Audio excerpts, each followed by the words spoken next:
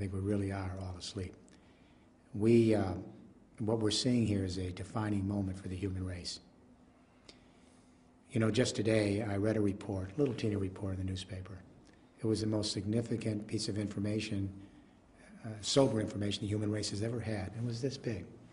And what the report said is that the Arctic is going to have open waters in 20 years in the summer. We need to understand what that means. There's never been open waters there in 3 million years. We are seeing a cataclysmic shift in the climate of this planet in real time right now. And if our scientists are right, we may see within 30, 40 years, maybe a century at the most, the potential demise of our species. We're really asleep all across the world. So I think we're at a pivotal point. We have 3 crises right now that are feeding off each other, and they put us in the middle of a perfect storm. First, the economic meltdown. Second, the energy crisis. Third, the real-time impacts of climate change now in agriculture, our ability to feed ourselves. The economic meltdown, let me say I disagree with some of my colleagues on this. This is not a financial meltdown or simply a bank crisis or a deregulation of the market crisis. That's the result. Unless we understand the crisis, we can't begin to understand the enormity of what we're presented with here. Here's what people have to know. President Obama's bailout program for the United States of America is $2 trillion. The total accumulated household debt in my country today is $15 trillion. We're broke. So the whole base of globalization, American purchasing power saves the world, it raises everyone's boat, it's over. This second industrial revolution is clearly on life supports. The technology's old, the infrastructure is old, the productivity is senescent. So that's crisis number 1. The second crisis that feeds off of that is energy, because the second assumption of globalization, cheap energy. So take your capital to cheap labor markets in Asia and elsewhere, let them produce the food and the manufactured goods and then ship it back, because energy's cheap. The problem is when oil went over $50 a barrel, something interesting happened. Inflation started to rear up from the food prices to petrol. When oil hit $147 a barrel in July of 2008, that's when the crisis hit. You'll recall the entire economic engine of globalization collapsed in July at $147 a barrel because the inflation was so high on all the prices, people stopped purchasing. Then the crisis hit 60 days later because you couldn't maintain that delusionary credit-based debt culture when the engine stops. Then the financial markets collapse 60 days later. They're connected. They're connected. And of course, what I think people need to realize is everything is based on fossil fuels. Our petrochemical fertilizers and pesticides for agriculture, almost all of our pharmaceutical products are fossil fuel based. Virtually all of our clothes, our power, transport, heat and light, all of our construction materials. The entire civilization was built off the carbon composites of the Jurassic Age. And now that price for oil is going up. Gas shadows oil, coal shadows gas, uranium all shadow each other. So when we hit 147 a barrel last year, the inflation was in all the prices across the supply chain. The engine turned off, energy prices went down because no one was using it. This is what I call peak globalization. We now know the outer limits of globalization based on these conventional energies. The energies are clearly sunsetting. I don't think anyone listening to me now believes that coal, oil, gas, and uranium are sunrise energies. They're sunsetting. The whole infrastructure built from them is on life support. And now the energy, when it hits 147 a barrel, that's the outer wall of globalization. It'll continue to collapse every time we get the price up that high. Crisis 3 is the real-time impacts of climate change. We're paying the entropy bill, not a metaphor. That spent CO2 is entropy, and the methane, and the nitrous oxide. It is much worse than the public is being told. Much worse. But what I've realized in the last 30 years is we all got it wrong. We continue to underestimate the speed of climate change because we continued in our hubris not to understand the subtle feedback loops that trigger the next stage. It's moving so much faster than we thought. For example, when you look at the 4th UN climate change report in 2007, 2,500 scientists, 125 countries, it's light years different in its projections than the 3rd report in 2001. Because in 2001, we thought the glaciers were going to melt on our great mountain ranges maybe in the 22nd century. The fourth report in 2007 says they're melting in real time across every mountain range. And in the next 30, 40, 50 years, we'll lose over 60% of the glaciers. This is not about skiing. 1 out of every 6 human beings relies on those glaciers for their water, irrigation, sanitation. How do we repopulate a sixth of the world's population in 40 years? The third report in 2001, you'll recall, said, look to the Gulf of Mexico, we'll see more intense hurricane activity from the heating up of the waters and the planet by the 22nd century. The fourth report, Katrina, Rita, Gustav, and Ike, we are in real-time climate change. We've doubled the intensity of hurricanes, category 3s, 4s, and 5s. And actually, it's not academic. If you live on the Gulf Coast, from Florida to Texas, during hurricane season, every home has the weather dial, TV dial on. Is another hurricane coming? Is this it? Do we evacuate? They can't even get insurance anywhere on the coast for their homes. The third report, the Arctic, said the Arctic may begin to see open waters sometime in the mid-22nd century. The fourth report and the new report this week, open waters clear in the summer 20 years from now, after millions of years. So this is moving much quicker because of all the feedback loops.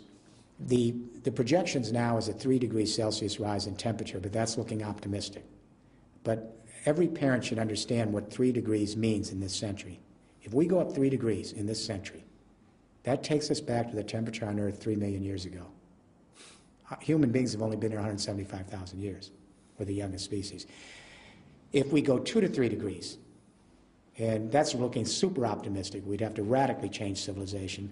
At 2 to 3 degrees, the UN Climate Panel reports, models show that we lose on the bottom end maybe 20, 25% of all the plant and animal life on Earth. On the top end, wipeout, 70% of all the assessed species gone. Now, we have had 5 waves of biological extinction on Earth in the last 450 million years in the geological record. Every time there was a mass extinction, it took 10 million years to recover the biodiversity we lost. As my wife says, we're not grasping the enormity of this moment. It's eluding us. It's worse, and it's worse now than we thought it was a year ago. For example, in the fourth assessment report, they mentioned the permafrost as a potential problem in Siberia. No studies in. Now the studies are coming in, and we're terrified because Siberia is all covered with frost. Under the frost is a time bomb. It's all the carbon deposits from the pre-ice age, because that was a teeming grassland full of animal and plant life. And when the climate tips, it tips very quickly in a few years. It tipped way back when, and all that carbon was captured under the ice. The ice is melting across Siberia. Carbon is coming up as CO2, and on the lake beds, it's coming up methane, which is 23 times more potent. And there's more carbon underneath there than all the tropical rainforest. It's all going up into the atmosphere. It is a ticking time bomb. And the journal Nature this year said it's accelerating 6 times faster than we thought 12 months ago. That's just one feedback loop. So let me end this part of the discussion with this thought. James Hansen is our chief climatologist in the United States government. He's the head of the NASA Goddard Institute for Space Studies. So in Brussels, the EU was going to Copenhagen, hoping to talk the world into mitigating carbon at 450 parts per million by 2050. And nobody wants to play that game. Nobody. Even Obama, who we had high hopes for, their goal by 2020, based on 1990 levels, is a 4% reduction in global warming. The EU on 1990 levels is a 20%. So the Obama administration is nowhere to be seen here. But even if we go to Copenhagen and try to get it to 450 parts per million, the EU says that would maybe keep us at 2 degrees. Devastating, but we may survive. Then James Hansen comes along. His team goes under the oceans, and they looked at the core samples in the geological record, and he said to Brussels, you got it wrong. Because if you try to get the world to mitigate to 450 parts carbon per million, which no one wants to do, you go up 6 degrees Celsius in this century. And this is a quote, the end of human civilization as we've come to know it. That's the chief climatologist for the United States government. I hope he's wrong. My suspicion is the scientists not only are not wrong, they keep underestimating the speed of this. So we have this triple threat, a global economic meltdown, The second industrial revolution clearly on life support. It's old technology, old infrastructure. We have an energy crisis at 147 a barrel, the engine turns off. We've got real-time impacts of climate change, and the UN says we have upwards of 1 billion people on the verge of starvation. I've never seen a moment like this in history. There is no moment like this. So we need to ask the question, what do we do? And what is missing from Copenhagen is we need an economic vision, an economic game plan for the whole human race, everyone on the same page, that may give us the precious time we need to move into a new post-carbon world. The first question we need to ask is, when do the great economic revolutions in history happen? How do they occur? They occur when two things happen. First, we change the way we organize the energy of the earth, and we've done that on many occasions in our small sojourn here as human beings. But second, and equally important, we have a communication revolution that allows us to manage the new energy revolutions. It is those infrequent moments in history where energy and communication revolutions converge. When they come together, those are the pivotal points in history. They change the human equation. They even change consciousness. I'll give you an example. Many people take an anthropology course at the university and they study the Sumerians in Mesopotamia. Why? They created the first urban life and the beginning of civilization. They captured the sun in photosynthesis in cereal crops, barley and wheat. That stored sun in the grain was energy, built an urban civilization. It was complicated because before that time people lived in small tribal units, garden, agriculture, and pastoralism. All of a sudden they had to bring them together and indenture thousands of men to build those canals. Then they had to create craft skills to create the dikes and the mechanics. They had to put together granaries, royal roads, and distribution systems. So hydraulic agriculture was extremely complicated and required a communication revolution to manage it. The Sumerians invented cuneiform, writing. Everywhere you see these great hydraulic agricultural civilizations in the Middle East, the Indus Valley in India, the Yangtze in China, Mexico, it's fascinating. Independently, humans created some form of writing to manage hydraulic agriculture. That's the agricultural age, 10,000-year multiplier effect. In the 1820s, we introduced steam technology into print, so it wasn't just manual.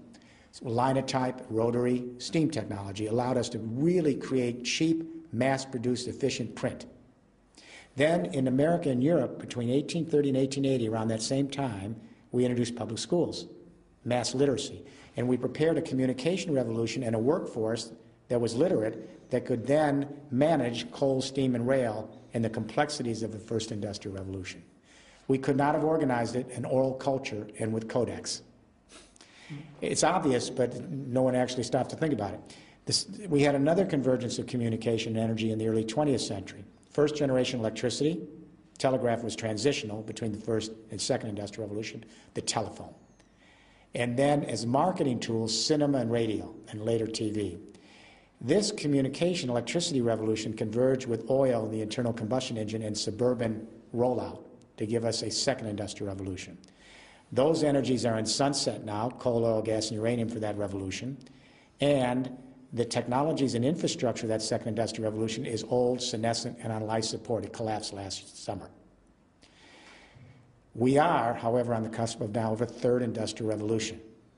It could get us through the door, maybe, I don't know, to address the enormity of climate change. I don't know if we'll get there in time. We had a very powerful communication revolution in the last 15 years. The personal computer and the internet. Satellite, wireless, and Wi-Fi connectivity. What is so interesting about this second generation communication revolution is it's quite different than the first. When I grew up on the first, centralized communications, top down. The second revolution is what we call distributed, and this is the key word. If people hear nothing else about what I'm saying, distributed, distributed, distributed. Now, 2 billion young people can send their own video, audio, and text to each other at the speed of light, open source, peer-to-peer. It's completely distributed. Think file sharing, YouTube, Wikipedia, Revolution. Facebook. It's a revolution, the blogosphere. This ICT revolution, communication information revolution, is just now, in the last year, beginning to converge with a new energy regime, distributed energy. When distributed communication converges and begins to manage distributed energy, we have a powerful third industrial revolution that could jumpstart the global economy, take us to post-carbon era, create a sustainable quality of life if we get there in time. All right? So what are distributed energies? We have to distinguish them from elite energies, which I grew up on. Elite energies are coal, oil, gas, and uranium because they're not found in the backyard. They're only found in certain places in the world. So right away they require huge military investments to secure them because everyone wants them, huge geopolitical investments to manage them, everyone wants them, and massive capital to organize them. Coal, oil, gas, and uranium are the most centralized elite energies for a complex civilization ever created. They're on life support. What are distributed energies? After this interview, go outside in your home and you'll have all the energy you need in the backyard. The sun shines all over the world every day. The wind blows across the planet every day. We have a hot Earth underneath us. It's the core of the Earth is red hot for geothermal heat everywhere. We have garbage that can be recycled energy. We have rural agricultural and forestry waste into energy. Wherever you have your water, you can have hydroelectricity. The ocean tides are coming in every day, energy. So we have what we call distributed energies, renewables. They're found in every square inch of the water and land mass of this planet. So we have to think distributed. And the way to do that is pillar 2.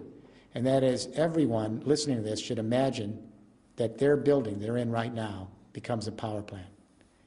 I'm talking about every home, office, factory, technology park, every single building in this world in 30 years is converted to a partial power plant so that you can put a solar roof and suck the sun's energy into your house, into electricity. You can have vertical wind coming up the wall of your building, put it into electricity.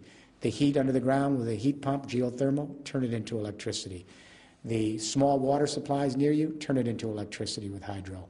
The rural agricultural waste, turn it into electricity and your house collects it. If your home or your building, your office is on the coast, ocean tides. So the buildings, interesting enough, are the problem, they're also the solution. A third of the energy used in the world is buildings, and they commit a third of the CO2. They're the #1 cause of climate change. By the way, while we're on this, the #3 cause of climate change is worldwide transport. Does anyone know what the #2 cause of climate change is? We never talk about it.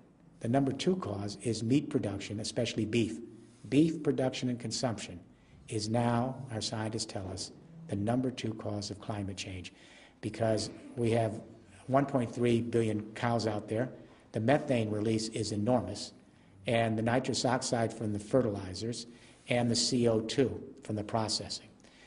What's interesting to me is not one world leader in 192 countries has made one sentence statement on the #2 cause of climate change.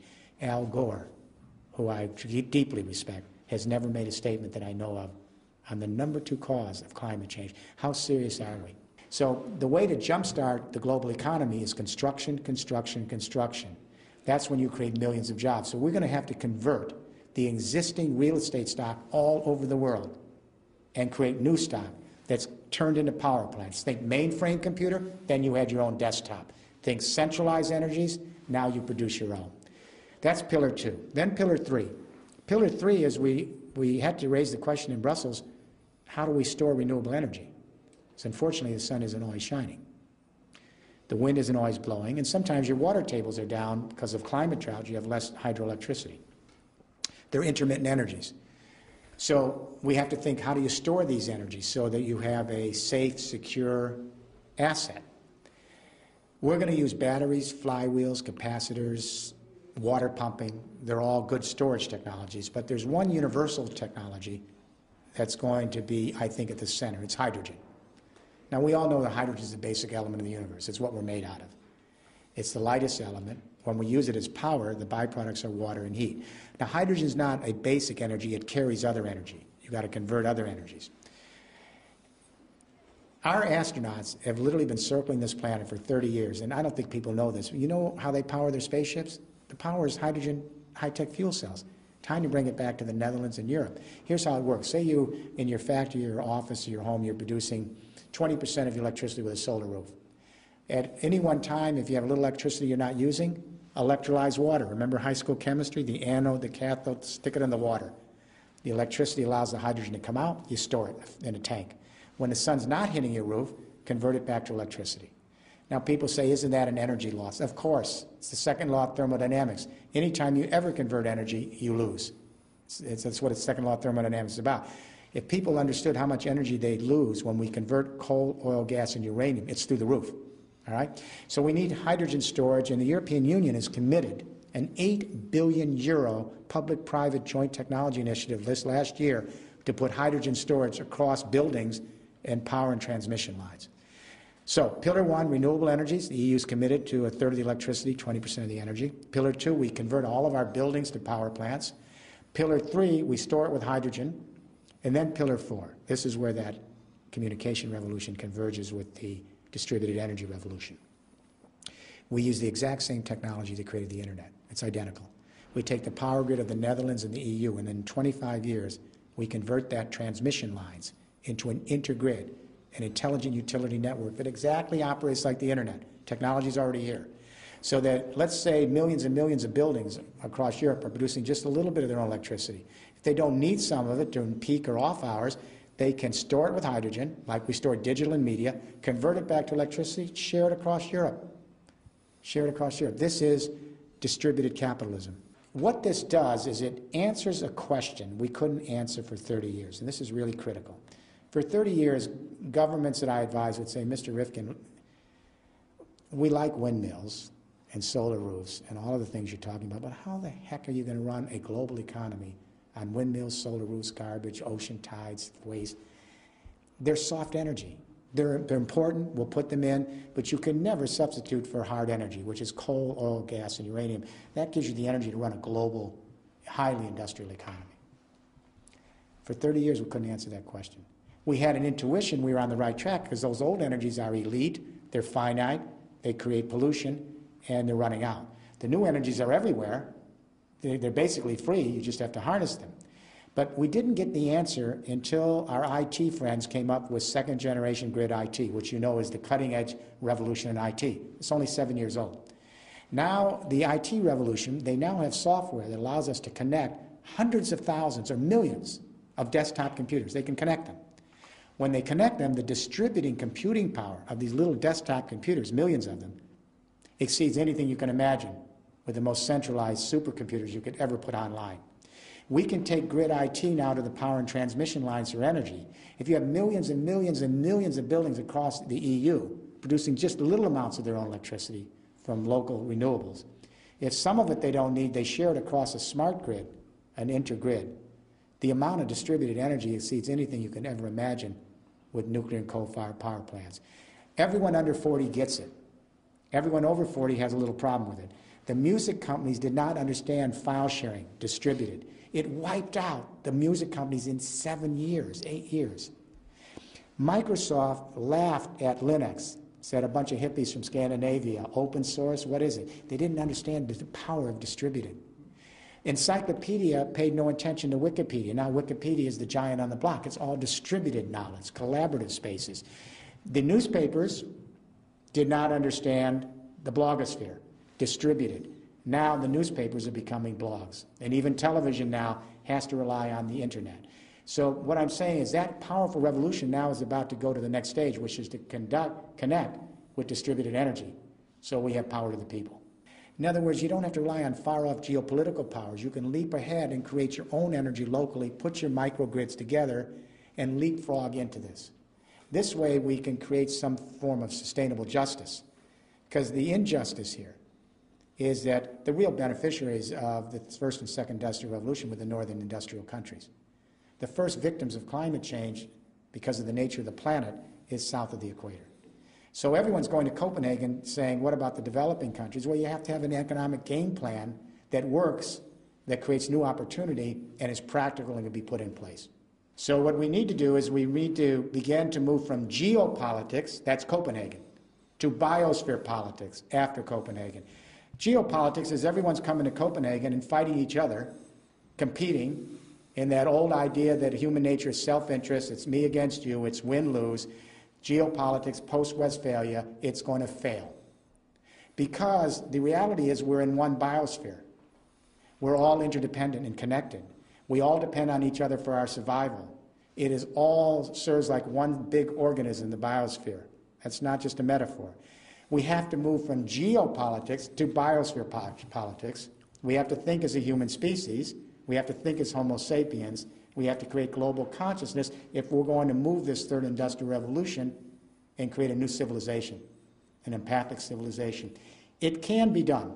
The Netherlands has an enormous opportunity here, an enormous opportunity, because the Netherlands is going to be the first victim of climate change in Europe, for sure. But secondly, the Netherlands has always been a country that understands how to balance the market and social model, and the dream is quality of life. That's the Netherlands. The Netherlands has always been more advanced than other countries on more tolerance, more openness, more inclusivity, because it began as a great sea power and trading power, so it's much more cosmopolitan. So it has the mental ingredients, it has the challenge of climate change, and it's been fairly far advanced on renewable energies and the new technologies. What I would like to do, I would love to sit down with the Prime Minister and his cabinet. I advise many heads of state in Europe, Zapatero in Spain, Chancellor Merkel in Germany. I'd love to sit down with him and our global companies and our Dutch companies and say, how do we create at the Netherlands level and the federal level the kinds of codes, regulations, and standards that would get rid of all the red tape and let this thing move?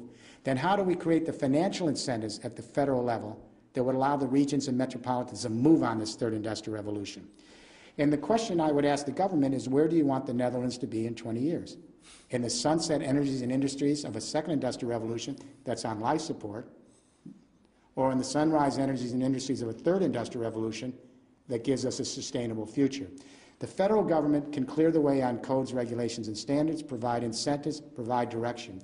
The regions can then create their own master plans to lay down these 4 pillars, as we're beginning to do in other regions.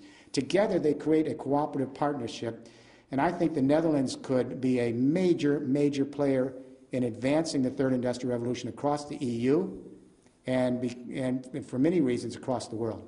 I hope it happens.